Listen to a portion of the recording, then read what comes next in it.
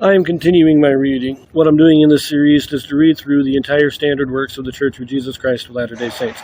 This consists of the Bible, the Book of Mormon, the Doctrine and Covenants, and the Pearl of Great Price. I am reading in a chronological order of events, not according to publication or volume, so I will be skipping around just a little bit as I move along. So our last video, reading in 1 Kings 16, we read about the pronouncement of God condemning Baasha and the prophesying the destruction of his entire family in the same manner as Jeroboam. We now pick this up again in 16. We will be starting in verse 8 and reading through verse 20. So let us read this. This is a very interesting one. So this is the most turmoil we'll see in the northern kingdom. So verse 8. In the 26th year of Asa, king of Judah, began Elah, the son of Baasha, to reign over Israel in Tirzah 2 years. So again, remember, Asa is still king in Judah. This is just after his conflict with Baasha in his 25th year. I believe he reigned for 42 years. So we're a little over halfway through Asa's reign when this happens. Anyways, verse 9. And his servant Zimri, captain of his chariots, conspired against him as he was in Tirzah, drinking himself drunk in the house of Arza, steward of his house in Tirzah.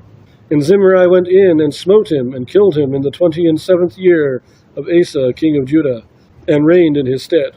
So we have this conspiracy. Zimri comes in and he kills the king. Likely he kills any witnesses as well. Just like Baasha. Baasha was a commander of the army. He killed Nadab, took over the kingdom. Zimri is planning the same thing. He's the master of the chariots, it says. Captain of his chariots. Verse 11, and it came to pass when he began to reign, as soon as he sat on his throne, that he slew all the house of Baasha. He left him not one that pisseth against the wall, neither of his kinsfolk, nor of his friends. Thus did Zimri destroy all the house of Baasha, according to the word of the Lord which he spake against Baasha by Jehu the prophet. For all the sins of Baasha and the sins of Elah his son, by which they sinned, and by which they made Israel to sin, in provoking the Lord God of Israel to anger with their vanities. Now the rest of the acts of Elah, and all that he did, are they not written in the book of the Chronicles of the Kings of Israel?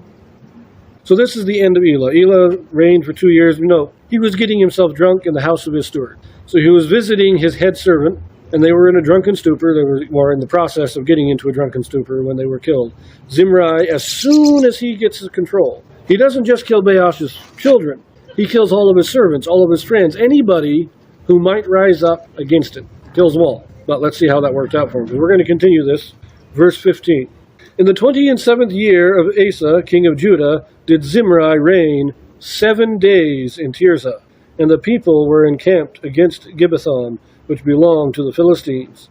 And the people that were encamped heard say, Zimri hath conspired, and hath also slain the king.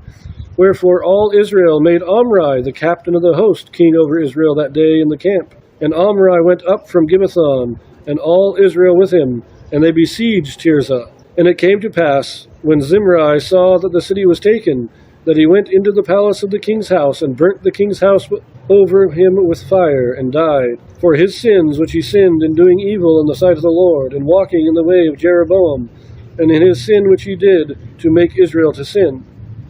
Now the rest of the acts of Zimri and his treason that he wrought, are they not written in the book of the Chronicles of the Kings of Israel? And that's where we will leave that here. Elah and Zimri reigned for 7 days. He had this conspiracy. He went and killed the king, wiped out the entire royal family, thinking, I'm king now, I'm all that. But the people did not like Zimri. And when they heard about it, they were all in battle with the Philistines. But when they hear what Zimri has done, Omri, the commander of the host, so Zimri is the captain of the chariots, but Omri is the commander of the host. Although he was the top captain, Zimri was a lesser captain who technically was under the authority of Omri. And so Omri comes in as a loyal man. He was probably loyal to Baasha. And he hears about Baasha's death, or hears about Elah's death. He's like, you just killed the king. No, we're not doing that. And he comes in and he kills Zimri. Now Zimri, he doesn't let himself be taken. He burns down the entire palace and lets it collapse in on himself, rather than be taken. So that is the very, very brief reign of King Zimri in Israel. And we're going to leave that here. We will continue this with Omri in our next video, still in chapter 16. We will see you there.